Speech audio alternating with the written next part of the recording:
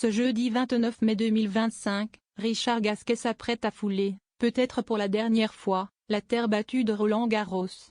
Face à lui, un obstacle de taille, Jannik Sinner, numéro 1 mondial et grand favori du tournoi. À 38 ans, celui que les fans surnomment affectueusement Richie sait que la tâche sera rude. Mais peu importe, pour le Biterrois, l'heure est à la célébration d'une carrière exceptionnelle, entamée il y a plus de 20 ans.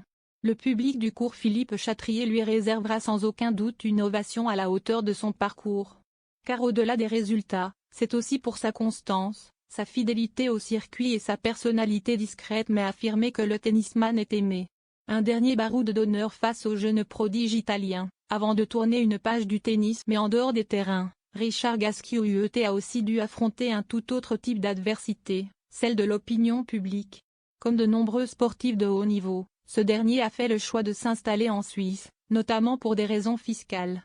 Un sujet tabou pour beaucoup, que le tennisman n'a pourtant jamais élu. Dans une interview accordée en 2015 au magazine Society, le sportif avait fait preuve d'une rare franchise. On nous tombe dessus, nous, les tennismen, mais pourquoi finalement?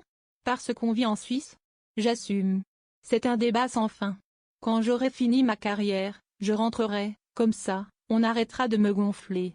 Une déclaration qui avait surpris par sa transparence, là où d'autres s'enferment dans le silence ou les justifications mal pas du genre à se défiler. Le Français enfonçait même le clou dans cette même interview, clôturant le sujet avec une réponse cinglante devenue culte. Sincèrement, ça ne me dérange pas de me faire taper dessus pour cesser d'y à point. Je ne dis pas que je suis irréprochable ou quoi. Je n'ai pas de leçons à donner, ni à recevoir. Une position claire et ferme, loin des pirouettes habituelles de ses confrères. Cette honnêteté brute a contribué à forger l'image d'un joueur entier, à la fois pudique et lucide, mais qui ne transige pas avec ses convictions. Et si certains lui reprochent cette décision, lui n'a jamais cherché assez sur le sujet.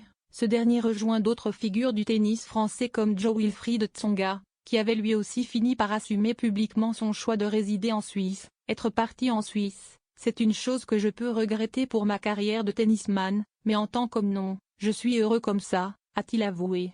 Que ce soit sur un court central face au numéro 1 mondial, ou en interview face aux critiques, Richard Gasquet n'a jamais fui le combat.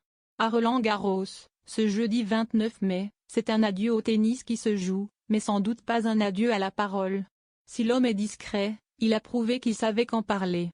Et surtout, quand se faire entendre, comme lorsqu'il a quitté la C au rempli.